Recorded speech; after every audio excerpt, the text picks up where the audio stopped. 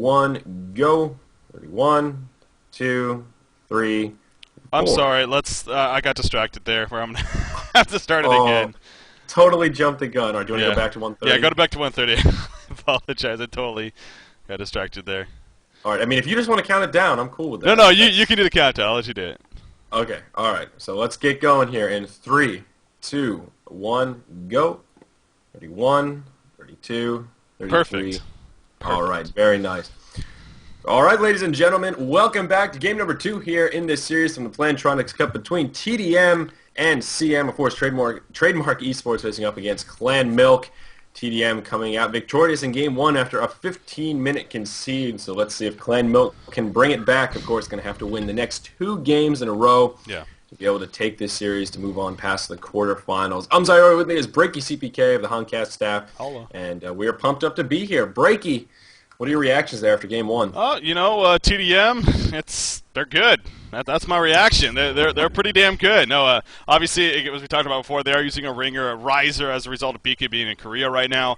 Not the biggest deal. Riser, a very good player himself, and tdM showing once again. And yes, they have been playing Diablo 3 like everyone else, and there's been a lot of questions about their inactivity ever since that game came out, but it's not really the biggest impact as we kind of saw in that first game. It's still looking very, very good, and no doubt one of the best teams in the world. So, Clan Milk, on the other hand, they definitely have to step up their game in game 2, that's for sure. Mm-hmm.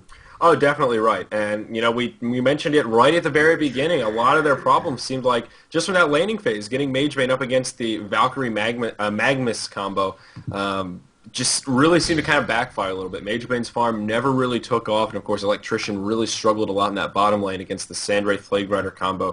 With that double slow actually proved to be quite deadly, especially with of course the buff to Sandwraith, so he does a little more damage. Electrician, reputation for a pretty tanky hero, so to see him struggle in that 2v1 lane is definitely maybe not a surprise, but interesting to see nonetheless. Let's go ahead and take a look at the bans here as the picks are going notably fast in game number 2.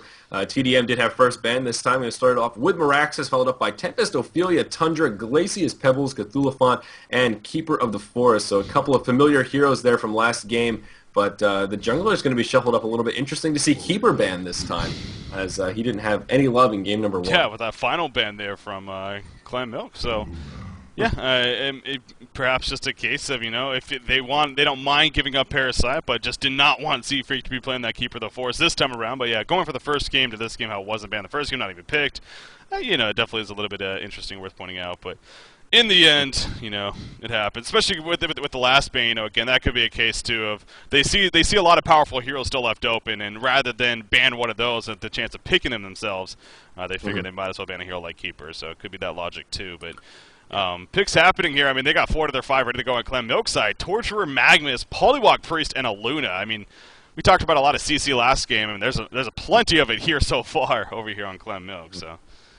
Yeah, plenty of CC, plenty of pushing power as well. I'll be curious to see what they do with that last pick. If they try to mix in a carry here, maybe even another Magebane pick or a Valkyrie Silhouette, some sort of a carry-style hero. Or if they just go super aggressive, maybe try and find something reminiscent of a 15-minute concede on the other side of the coin here, because they certainly have the beginnings of a super aggressive lineup.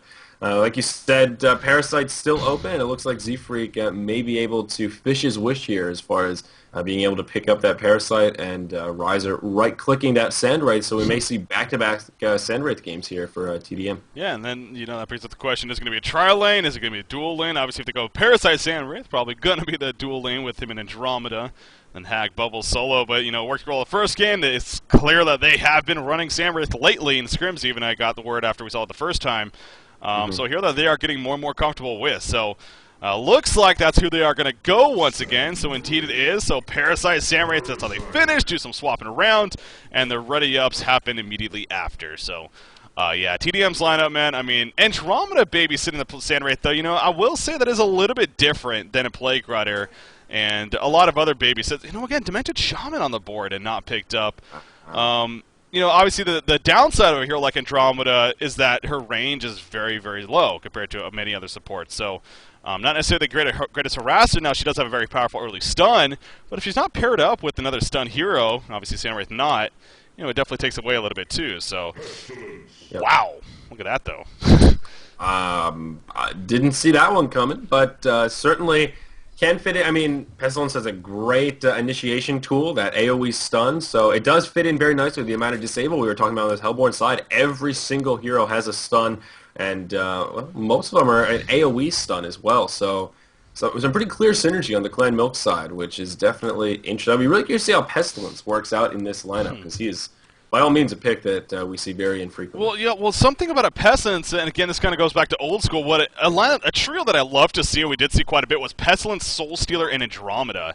And when you think about it, that is so much minus armor between those three heroes, and that's definitely what made it such a powerful trio. I look at this lineup right here.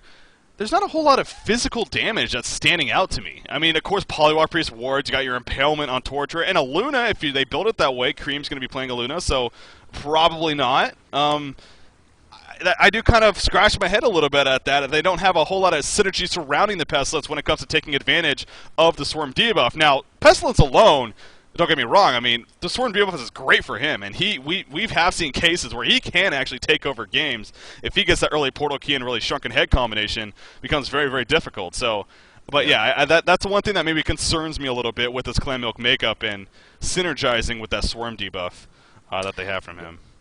No, I mean, I think you make a really valid point there, and one of the problems here as well, Pestilence really is farm dependent. You mentioned, getting an early Portal Key and Shrunken Head, and yeah, that's great, but he has to have that farm. He really needs to have a good start. A Pestilence that's, starts off the game around 130, 140 GPM, really never gets to take off, and by the time he gets those core items, he's just kind of so far behind that he just doesn't have that huge impact that he can, if he does have that nice early farm. So you kind of have to treat him like a hard carry, put him in a lane where he can get some great farm. Of course, a 2v1 lane for Pestilence is absolutely fantastic, but it looks like they're going to be facing off against that Andromeda Sandwraith lane. So Luna is going to have that range advantage over Andromeda, which is a concern that you mentioned, which really could have a profound impact on this lane. It is almost a mere setup, that sort of babysitter and then carry style hero. So this bottom lane, at the very least, should be super interesting. Yeah, I am intrigued by it, and can't wait to see how aggressive the Clan Milk side plays to try to take advantage of perhaps having a little bit more powerful duo lane, especially with the double stun and again the better range on a Luna. You got Andromeda's 400 range, Luna's 600. I'm pretty sure, 600 range for her. So.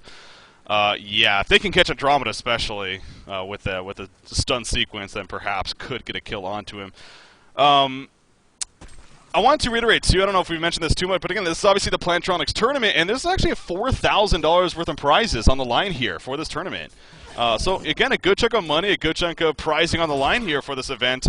It is a North American-only event, so, of course, that's, the unfortunate downside. That's because the sponsor is just how it's set up, but at the same time, so a good chunk of money and obviously a pretty serious event for these teams. So this is the quarterfinals as well, the main event portion of it. So. Yeah, and to be honest, I was a little bit intrigued to hear that this was only the quarterfinals. And when I first, we first brought up this game, I thought it was the finals. When you first mentioned it, I just sort of selective hearing, ignoring the quarter, just seeing these two teams.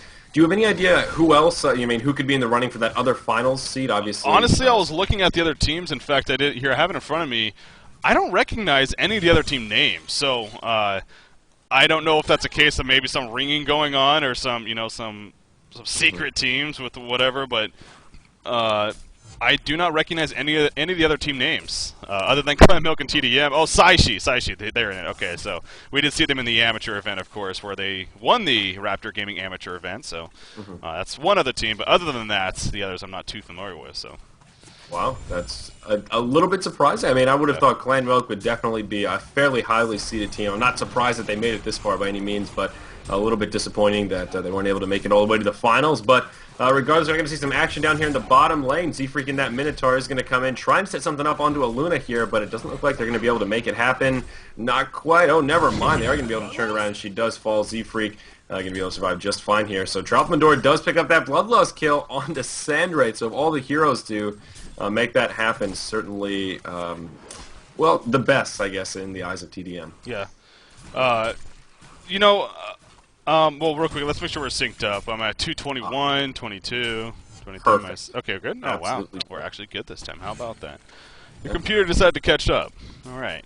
It's learning. Yep. It's getting smarter. So, yeah, well played at the bottom lane. Obviously, Parasite coming in at a pretty good time right there to assist what was some aggressive initiation from the Hellborn side, but unfortunately not able to do too much in the end. So yeah, Luna going down, that will slow down Clan Milk's laning presence down here a little bit, and you see some pressure looking to be applied, but without Parasite nearby, I mean, there's no point for Andromeda to even throw out that Common Stun, as they would absolutely not be getting a kill. So, but the lane is getting pushed up quite a bit, and Tralfmador and Andromeda doing a good job of actually making sure that it is staying in their favor, and it is allowing Samurai to at least get as much farm as possible. Obviously, his GPM pretty high up there, not because of his creep farm, but because of that hero Bloodlust kill that he got. But compared to Pestilence, he's a little bit behind, but again, the lane has been kind of moving back and forth. So we'll take a look back at that maybe in a couple of minutes to get a better idea. But so far, Polywalk Priest, the top farming creep scorer in the game with 15 out of 16. In fact, he's going to be jumped right here by Wretched Hag. We'll have to hex him and run away, but Moon Meander with a double damage rune on the Hag, displaying a lot of pressure and forcing Polywalk Priest to fall back, as Hag is now very close with that Polywalk Priest there. Yeah, definitely right. I mean, true Moon Meander fashion here, playing super aggressive, especially with that double damage rune. And we see in the bottom lane, Pestilence going to be in a little bit of trouble here. Are they going to be able to set this up? It doesn't look like they're going to be able to finish off this kill, at least not quite yet. But Andromeda does have a Comet Stun coming up. Are they going to be able to turn this around? There's that Comet Stun coming out. Andromeda does fall to the hands of Cakes, and it looks like Milkfat going to be able to survive. So Pestilence kind of showing off his early tankiness here. I mean, wow, he has 700 hit points already with just sort of base items. So it's well played by Clan Milk to be able to turn that around and pick up a kill onto their Luna. Well, and you notice, too, he also didn't panic and use his flight right there. As, by the way, Polywalk Priest is going to pick up an Invis, or bottle up an Invis room before Hag gets there, and we'll be able to use it and get back to mid safely. But obviously, flight, great ability for speed purposes, but it does make you take increased damage, and in this case, 10% increased damage. So I believe that, no, that is a static, but so obviously not using it in a panic mode right there, but going back to the point that maybe if he did use it earlier on in that fight, that very likely would have died, actually, because of how low that he got. So, definitely deserving credit there, Milkfat. Not panicking too much, knowing that there's a downside to that ability, and didn't want to help out the Legion team in that sense. So, definitely right. Definitely right. I do want to say, I actually don't know who wins this series. I haven't looked at the replays. Breaky just sent me the IDs. I think... when I said it's disappointing we won't see Clan Milk in the finals, meaning like neither these two teams aren't going to make it to the finals because they okay, actually on that note, it is a double elimination event. Oh, so is it really? I forgot to put that so up maybe there, they could. So there is a possibility, yeah, exactly. So perhaps I misspoke, but I actually really don't know who wins this series. I haven't looked into it. I haven't been paying attention to this tournament whatsoever. So sorry if I misspoke to indicate one way or another, but alas. Just to clarify that, yeah, just to clarify that, that's lack of spoiling, whatever. Regardless, just to sort of clear the air on that. I see some people in chat. I'm like, wait, you may be right, but you may not be right. Yeah, down in the bottom, Pestilence again, showing off that tankiness, but up in the top lane, all the while, Riser does get taken out to the wrath of Cake, so Torture going to pick up a solo kill, and I actually did miss that. I was looking at that bottom lane the whole time as Pestilence was dangerously low. But in the mid, more exchanging from Moravis and Moon Meander. Moon Meander continuing to play super aggressive, but still unable to secure a kill. Magma's going to wander his way down, though, and Moon Meander going to try to micro back. He's going to be able to blink uphill, and Magma's looking for that stun. He is actually going to be able to connect, but I don't think he's going to have the follow-up damage. Or is he? Moon Meander getting dangerously low, going to sip up that bottle. He does not have enough mana for a Bat Blast, unfortunately, but whoa, Moon Meander going to be able to turn it around, and down goes Noodle. So it started as a good effort from Noodle, ended up backfiring completely. Yeah, no, that was actually, again, just a very good heads-up play from Moon Meander, knowing how much life, knowing what cooldowns were used, knowing how much mana pool Magmus had, and he knew that, taking advantage of the range versus melee aspect, that he was going to be able to turn that around and get that kill. So just, he did the math, as he likes to say so many times. So well played on his part, and getting a nice hero kill there. You mentioned that he has been pressuring Polywalk Priest quite a bit, not getting any hero kills out of it, but at least getting that one right there will definitely satisfy him, I'm sure, for now. So good for him. But at the same time, Moravius on that Polywalk Priest does continue to actually be slightly ahead of this Wretched Hag. Electric Jolt, very, very powerful for getting those last hits, just like a Sonar Scream is, you could argue. But so far, again, winning that. Now has that War Trap, but again, when you're dealing with Wretched Hag, who just used her Blink, actually, Ooh, this could be the timing for them. They definitely noticed I should use their blink. It's on cooldown for another 5 seconds. But Moonmander's positioning himself just out of range to get jumped right here, so he should be fine. But obviously, Magnus is also nearby. He just placed a ward of sight right there. But if they catch Retrodag in a Hex, then a ward trap, and then a Magnus still on top of that, should be able to get a kill. So we'll see if Clem Mill can pull off that coordination here. Yep, certainly right. It's sort of that Magebane case that we saw in that last game. Can they get that kind of perfect synergized, set of stuns, crowd control to lock Hag down? And it looks like they're going to give it a go here. Magma's going to open. There's the Hex. There's the ward trap, but Hag going to be able to blink away. No tongue tie coming out for Polywog Priest. Yeah. And that will be enough for Moonmander to get away. A little bit surprised to see the tongue tie actually not He didn't used. have the mana initially, I believe it was what it was. He used the bottle charges at the last second, but he must have been very close because it was only 110 mana, and he definitely has quite a bit now. So, it must have been very, very close, but just not enough mana for Moravis right there to get it off. So, Hag will get away. Very unfortunate because it was looking good, but yeah, it looks like I didn't quite do the math there, unfortunately. Yeah, it's just one of those things that a good effort, but in the end, just unable to finish it off. Sandray's still farming away down here in the bottom lane. Tralfendor actually leading the way in this game, so around 285 GPM. He's still in pretty damn good shape, out-farming that of Pestilence. He isn't farming too bad, sitting around 225, so if Milkfat is doing a reasonably good job, getting fairly close. That Helm of the Black Legion now does have the Life Tube, and sitting on red boots as well. So Pestilence isn't doing too bad, but certainly not taking off, as I'm sure he would Well, want. and yeah, the fact that Sandwraith actually has as much farm as he has does surprise me a little bit, but Pestilence is going to take a lot of pressure right here, and he will end up going down. Again, not even activating the flight, but you will amplify your damage, but at the same time, it is a great speed burst, but they're going to try to turn this around as Magnus does, and Aluna will follow. The Electro Jolt comes out for Polywog Priest, but just a little bit too late to make any type of turnaround happen, so tdM looking pretty good right now once again after that exchange. Obviously, Parasite going around the side. They do have a ward of sight up here, placed by Sender to grant them some vision, but I don't think... or are they going to go in? Actually, Torture gets jumped right there by the Desert's Curse, but Samwraith quickly falling back, maybe to try to avoid a chain of reactions. That never happened, though. But going back to the point of, maybe a little bit surprised, but at the same time, I think you got to give credit to Parasite for that because of the presence that he's had at this bottom lane, not allowing the Andromeda, or not Andromeda, but Aluna Pestilence combination to play as aggressive as perhaps they would have liked. You see Pestilence right here. He will use a stun. Didn't even matter, though, as Bubble's actually choosing not to port, maybe even expecting that stun to happen. So as Pestilence will be fine. There, he did use the flight, but you see Aluna actually taking a mana burn from Parasite, who had a Vagabond there, and Aluna will fall. So Aluna kind of just running into no man's land and ends up getting taken out. So a little bit of unorthodox play right here. Now, the wards are down from Polywog Priest. I'm not even sure who he's trying to kill, actually. But they will catch. Actually, yes, they are going to catch right here. Sandwraith and Parasite. They will get the kill. In comes a Bat Blast Soto Scream to kill Pestilence, though, from mentioned Hag. Nice Shell Surf snipe right there to finish off. I believe that was Torture as well. And down will go Magnus. So, man, a lot of exchanging going on down here. It seemed like pretty odd at times, but I don't know. In the end, I guess the Legion team came out on top. Maybe? Yeah, that was a really strange fight. It was back and forth and complete chaos trying to do the camera work for that. But tdM came out way ahead. I was curious, was there anything? Do you have any idea if there's anything on the courier as it was taken out? And I think that's why Polywog threw his wards down, was to finish off the courier. But I didn't catch it. So. Let me go back in time. Benefit of replay, cast. I'll check it out while you still got the live going. All right, yeah, we have the power. The courier was delivering 2 wards of sight and a homecoming stone, so yeah, nothing too serious. All right, what time are you at right now? All right, I'm at 11:18, 19, 20, 21, 22, 23. Okay, should be good. 4, Perfect. 5. Very good, very, very good. So obviously tdM coming out ahead when it's all said and done. Wretched Hag now leading the way in farm, sitting around 350 GPM. So that is definitely good news for tdM. Of course, in the hands of Moon Meander, not so bad to have, oh gosh, the farm on a hero like that. And dogs are quite excited too, Brady.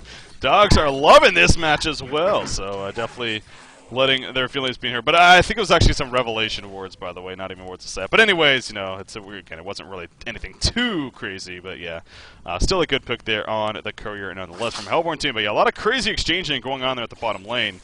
But when it's all said and done, right now we're looking at an 8-4 hero kill advantage in favor of Trademark Esports, and Wretched Hag again being played by Moon Meander back-to-back games now, really just taken off earlier in the game. He does go first item Mighty Blade, actually. So we'll see if that turns into the Shrunken Head against this Hellborn team. You know, something we have stressed, this Hellborn team has a lot of crowd control, and you know, what better way to deal with that than a Shrunken Head? So I could definitely understand the reasoning here from Moon Meander, if that's what he chooses to go for.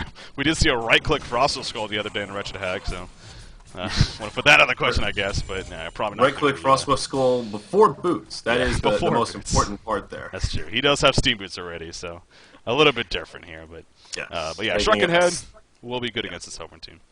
Definitely right, taking a slightly more standard approach to his Wretched Hag build. But we do see Pestilence has wandered his way up to the top lane, so he's kind of swapped around with Torturer, trying to make up some of that lost farm from the bottom lane, and slowly on the rise up to about 230 GPM, but perhaps I spoke too soon here as they do set up a kill in the top lane. He's going to try and port out. Is he going to be able to make it? Wow. And he does. Whoa, what a great play from Pestilence.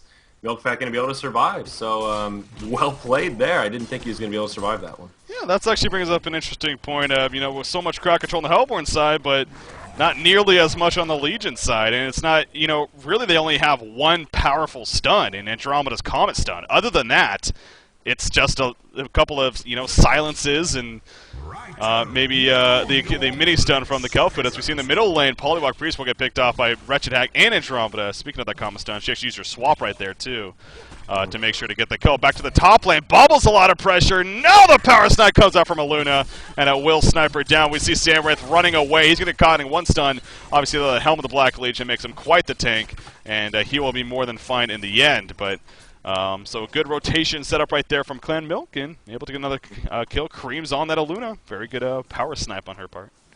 Yeah, certainly right. tdM still holding on to the lead they set up for themselves, but Clan Milk not even close to out of this one yet. Now we're 14 minutes, getting close to that 15-minute concede mark, so of course not even close on either side, which is good news. Definitely good news for this series. Clan Milk is still in a pretty good spot here, and I'm really excited to see how well Pestilence carries this game, because they do have a really aggressive lineup. We mentioned a lot of that pushing power, and CM is really yet to put any real pushing power down. And just as I say that, wards come down in that tier 1 tower in the mid lane. It looks like they are going to be able to secure their first tower kill. But, you know, how's Pestilence going to scale? What's he going to do after he picks up this Helm of the Black Legion? I'm you know, maybe a little bit intrigued to see Helm of the Black Legion come out on him instead of just going for that super fast portal key. You know, I'm pretty curious about what Milkfat's intent here is in this match. Yeah, it is definitely is interesting.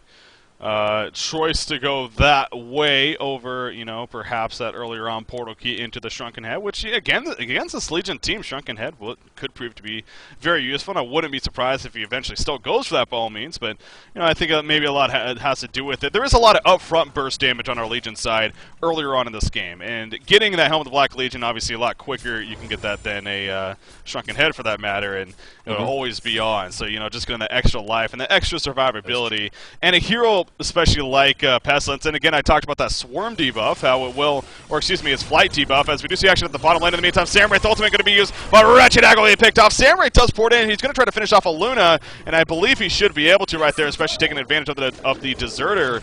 But now are we going to see a turnaround? In comes Pestilence. We're going to have a huge Pestilence stun on a Parasite right there, and Parasite will fall to the ground. Samwraith just going to walk away, obviously with both Bubbles and Andromeda. Andromeda does have a swap if she finds it necessary to use right here, maybe to help get away, because she's in a double stun right now. There comes the Electro Troll. She will swap with Samwraith. The quick common stun comes out. Not going to be enough, though. Yes, Pestilence will chase her down with that flight and get the kill. Polywalk Priest being chased back, but Samwraith not going to be able to catch up. And now Samwraith may be in a little bit of trouble. The Lava Surge going to come out. In comes Pestilence. Now he doesn't have enough mana for a stun himself, and that may very likely be the saving grace here for Samwraith, who even goes back in. But in the end, he will fall back, and I believe that's how things should be finishing. I mean, is it actually going to continue? Is Torture coming in? But, yeah, they're going to start falling back. So, wow. Clan Milk, man, I mean, getting some good kills here and there. Definitely right. I mean, a little bit of a momentum shift. We see Clan Milk is now almost even on gold, slightly behind in experience, but still, I mean, they're in good shape. They're starting to turn things around, and, you know, another exchange like that, and we're going to see a totally different game kind of breaking even here, right, as we're approaching the mid-game. One thing that's a little bit intriguing as far as item choice is seeing Pestilence without a power supply. There were a few times in that fight where, you know, you properly noted, like, Oh, Pestilence is here, but oh no, he doesn't have any mana. He's a very mana inefficient hero.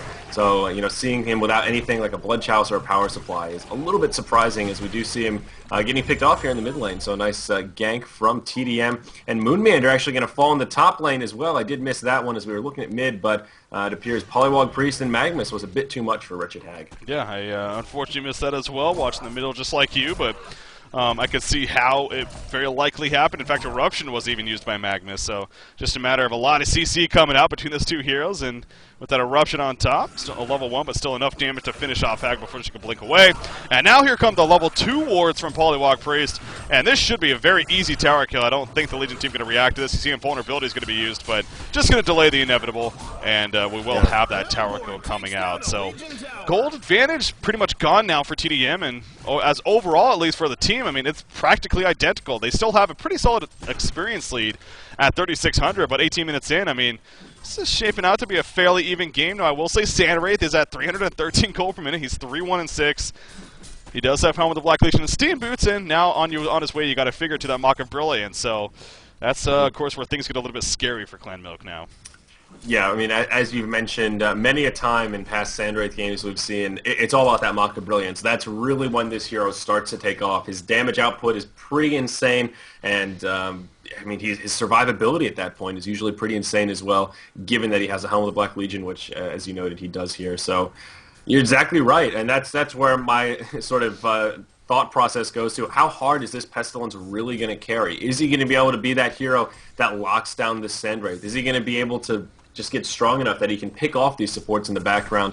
Or is Pestilence just here for that initiation? I'm still trying to figure out exactly where he fits into this strategy that our Hellborn side is going, because they have really 4 heroes that could benefit from a portal key, that can play that initiation role. Torture and Polywog Priest, as well as Magnus, all portal key heroes. So Pestilence doesn't really have to, it's not all relying on Pestilence for that initiation, is really what I'm getting at. So that opens up a door where he has a lot of options. And just now finishing up his Helm of the Black Legion, so we'll see what he turns into. This is a great mid-game team. I mean, when they put it all together, if they get that portal key initiation on Pestilence, but even not, as you're kind of talking about. They do have other initiating ways, and, as a team, if they can work together with all the CC that they have and, overall damage, that they, by all means, can have a good chance against this Legion side here in Trademark Esports. But you do look back at that Sandwraith, and as he gets closer and closer to the Sword of the High Purchase, and then eventually the Mock of Brilliance, that's that mark that we always like to talk about where it just gets so scary. But going back to this point on Helm of the Black Legion on Pestilence,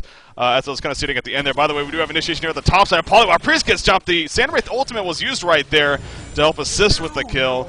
And there we go. Obviously, Andromeda and Wretched Hag coming in as well to make sure to get it done. But with that flight debuff being 10% more damage taken, you can argue that's another reason why to have an item like Helm of the Black Legion to make up for the extra damage that you would be taking. So kind of to finish off that point. But Aluna going to get caught here by Parasite in the jungle. Not much she could have done there, I guess, as Parasite, level 10, 4-level advantage, able to drop her pretty easily. Yeah, like you said, if level 10 Parasite, that's exactly what he feeds on. So, well played by Z-Freak, I suppose, though not much that Creams could have done there.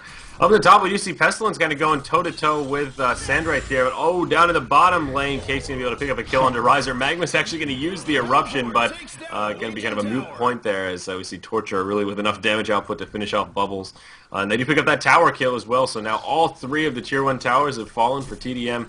And Clan Milk, for the first time, actually ahead in gold. We see the advantage swinging in their favor. Still maintaining a pretty serious experience deficit, though, which is actually growing in favor of tdM as this game continues. Now about 4K experience ahead. We see at the top Pestilence now getting engaged on. He's going to be able to survive this. The ports are coming in. There's that push stick from Torture, and it looks like Milkbat will be able to survive. Wow. Magnus in that Steam Bat. They do pick up a kill onto Sender, and Hag does go in, does manage to pick up that kill onto Pestilence now with that shrunken head activated. Is he going to be able to survive this? It's looking damn good. He does have some bottle charges. Magnus actually going to connect with that stun. Are they going to have the damage to follow up? Look at that power throw. Going to barely connect, and they do set up the kill. Very well played by Creams to make that possible. And all the while down in the bottom lane, Z-Freak is going to get caught by Mareva. So action all over the place. But Clan Milk coming out way ahead when it's all said and done. Yeah, it's definitely a pretty good, solid sequence for them in the end. I mean, the fact that Pestilence barely decided to live, and again, another smart decision, I think, on his part, not to use that flight. And You know, you could argue that maybe could have helped him get away right there, but with Wretched Hag blinking in to finish him off, you know, probably wasn't going to happen anyways. So at the very least, he made it as likely as possible to get away, but in the end, still ended up dying. But, you know, being careful with that flight, you could hesitate and say, though, at the same time, you know, maybe if he was being faster as a result of having level 4, now what is that, 40% movement speed, may have been able to get away without taking as much damage. But yeah, so it's kind of one of those, you know, a little bit iffy situations, I guess. But it seems like he is very hesitant, though, to use that flight. I've been noticing that as this game has progressed now here. So.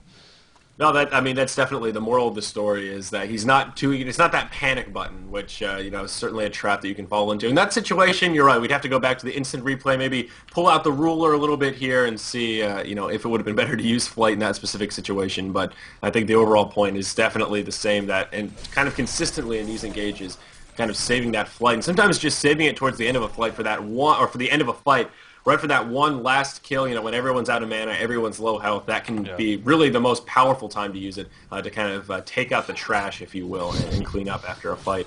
So, yeah, definitely good Pestilence things to point out here. But hell of an even game now, 23 minutes in. Clan Milk continuing to curb that deficit they were at just a few moments ago. And it's kind of like we have a new game here, Breaky. Pretty much dead even as far as item pickups. The Wretched Hag, as noted in that last team fight, did pick up that Shrunken Head. Or on the Hellborn side, Magnus now has a portal key. So that's certainly a huge item pickup for Clan Milk.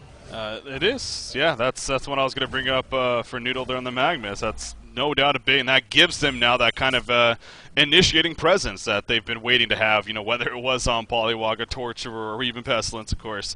But Magma's going to be the one to get it. I do like the idea, though, of going the tablets, actually, though, on Polywog Priest and Torturer, you know, kind of a defensive minded, but at the same time could also be used offensive to maybe help chase them down. But, you know, helping to get away from a hero like Sandwraith that maybe uses that Desert's Curse on you, or situations if you get tableted or if you get swapped in by Andromeda, you can try to tablet out. So definitely like those choices there, and of course for survivability purposes it does increase your stats a little bit as well. So I can see why those two went that route, and allowing Magnus to get the portal gain again for him to be that initiator. But yeah, Pestilence, 1,700 gold saved up. Wouldn't be surprised to see a portal key on himself as well. Wretched Hag, though, kind of chilling up here. I wonder if he's waiting for some help to maybe set up a gank on a Pestilence. I don't know if he's going to get it, though, and he is losing out on a little bit of time for sitting up here, but we'll see. Let me run into him, actually. Looks like Moonmander going to move into the lane as Pestilent leaves the lane, so Moon will be able to pick up all this farm, this nice creep wave here. A couple of juicy Warlocks for him to finish off and get a nice little gold pick-me-up. But you're right, looks like Pestilence is going to be within about 40 gold of that portal key, so if that is going to be his chosen item here, it should show up in that inventory pretty quick. Looks like Moonmander could be in a little bit of a sticky situation as kind of the Doom Squad is on the way, and we are going to see Polywog Priest, a nice tablet, is going to be able to get it in time for the Hex, and they keep Hag locked down so she cannot blink away. Noodle's going to be the one to pick up that kill. Then Milk all grooved up in the top lane now. Looks like they're going to put some pressure on and try and take out a secondary tower for tdM. Pestilence in the back is going to go ahead and head on down to try and put some pressure on this tower. Polywog Priest is going to throw down the wards. Portal key picked up on Pestilence now, and it was also purchased on Polywog Priest, so quite a few portal keys now for this Hellborn side. Yeah, this is a huge chance now for Clan Milk. Obviously, he's mentioned that portal key, and there we go. He will catch Sandwraith right there, and Sandwraith is going to start dropping the chain reactions fall. Look at that CC coming out of the swamp from Andromeda, but that made things even worse right there. Andromeda guaranteed her death for herself, and if anything, lined up that stun even more perfect for Magnus. I mean, not that it really would have mattered in the end, let's be honest, but it just looked pretty hilarious at the same time. But well played by Clan Milk right there. Hell of a catch by Milkfat on that Pestilence to jump in and catch Sandwraith when he did at that time. So yeah, just very good positioning on their part, and again, the amount of crowd control they have is just ridiculous. Sandwraith was not able to make it work, so now this is kind of interesting. Bubbles is actually still disconnected. Obviously it's a replay cast, so we're skipping through the replays, but it looks like, or yeah, well, pauses. We're skipping through the pauses, but it looks like Moravius, or no, Riser, excuse me, on this Bubbles is DC'd, and I guess it may have been a case where he's not coming back, at least for now. So they are playing down a man here, and that's unfortunate. That is unfortunate for Trademark. Be curious. I mean, we don't see too much in chat, so I have no idea what the case is and why. I mean, who knows how long they stay paused, as like you said, we had the auto skip on, but that's definitely unfortunate. I mean, you know, this is one of these situations where, yeah, Clan Milk's picking up a lot of momentum, but this game is still far from over. You've got a Sandwraith right on that verge of really starting to transform into kind of that hard carry we know he can be. Of course, with that sort of the high, about 1,000 off. The recipe to finish off that mock, man, this is a really, really unfortunate timing for Roger to disconnect, and maybe he'll come back, maybe not. You know, we see tdM still using him. He's in the jungle here, farming away at these creeps. So I don't know. This is really strange. I'm not sure what to make of it. Yeah, it's obviously with the replay, it's a little bit more difficult to truly understand what is going on here. But you know, as we can see, he is disconnected, and although in real and for us it seemed very quick, and pause could have actually lasted a good amount of time, but. Yeah, someone in chat said they waited about 15 minutes. Okay. So I mean, I don't know if that's true or not, but you know, one of those things. I mean, I'm sure they did wait an acceptable amount of time before moving on. So, regardless, Clan Milk going to capitalize here on a Kongor attempt, and it looks like the ward situation is on lockdown for the Hellborn side. As we see a couple of counterboards down, and you know, tdM without any vision might not even have knowledge here. Of course, not going to challenge this Kongor kill. So Clan Milk will have the token. And we'll see who ends up picking it up. Looks like it is going to be Torture to grab it. And now Clan Milk really with a nice lead. Golden experience aside, but also with that token. They are going to hop onto Bubbles here. Poor disconnected Riser is going to get taken out. And now it's a 5v3 scenario for Clan Milk. It looks like they are ready to put some pressure on some of these last outer towers. Yeah, I mean, that's obviously tdM's fault for having a hero that's disconnected all the way out there in the jungle. I mean, I understand you're trying to micro and get some more farm perhaps, but you know, that just gave them a free kill. And they also follow up with a kill on a Tralfmador down here. You know, you can almost kind of feel maybe it's a little bit of well, this sucks going on here on tdM's side, and maybe some frustration kicking in. But I will say this much, and Clan Milk obviously now they're in a great spot, but you know, it's unfortunate for them more so, I think, in the sense that, you know, people will look at this now and they'll be like, well, that player DC'd, and so, yeah, they truly didn't deserve it. They played that last fight fantastic, where it was 5 vs 5, at least from what I could tell, at the beginning of that fight, and that was just a hell of a catch by Clan Milk. I mean, Pestil's a great jump onto Sandwraith right there, setting up that great fight. Now they're going to push this bottom lane, and obviously Tralf is still dead for another 13 seconds, so I don't think the Legion side is too interested in terms of defending it, at least just yet. The tower will fall in, jumps Wretched with a shrunken head, and they are going to try for something. Pestil's taking a lot of damage right there, but Pestilence stays alive. Torture ends up falling. Pestilence flying away. Will end up dying, but what a Magnus initiation coming in with the eruption right there. Will take out both Parasite and Andromeda, as you see Samwraith ports in, but just a little bit too late. The damage is already done, a 2-for-1 exchange, and now the melee rack's being taken out. Yeah, I think we could be getting close to a finish here as Wretched Hag gets caught. Wow, barely surviving. But it looks like we may be having a third game as a result of this, though. Yeah, definitely right. And I just want to reiterate kind of what you said about it's really almost more unfortunate for Clan Milk just because now this win just doesn't get taken seriously, and you fall into that spot where there it is, the Conceivo is going to pass. So we're going to be moving into a game 3, which is good news because we get to see another match.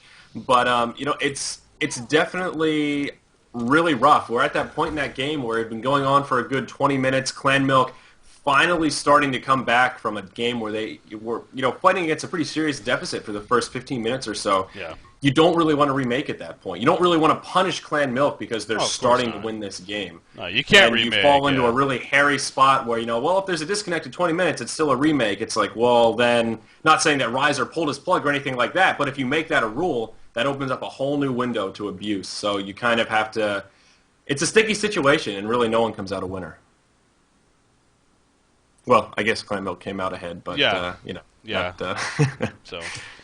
it's pretty unfortunate, though, it really is. But regardless, like I said, going into game number 3, so we can look forward to that, Breaky. Yeah, I'm excited for that, obviously, but again, it's kind of that bittersweet, and I'm sure even for Clan Milk at the same time, but it is just the case. You know, it's not their fault that happened, and at that point, you know, they were trying to make a momentum swing. You could argue that Sandwraith getting close to that Maka Brilliance may have started a breakthrough for tdM, but hey, you know, life moves on, the game moves on, and well, we are going to a third game now, and on that note, again, with this being a replay cast, the third game did actually take place the next night, so they will come back, you know, with the full roster, and it will be a 5 vs 5, so just you know, clear that up as well. But yeah, game 3 going to be coming up, guys. Looking forward to that, so stay tuned. We got our third and final game coming up.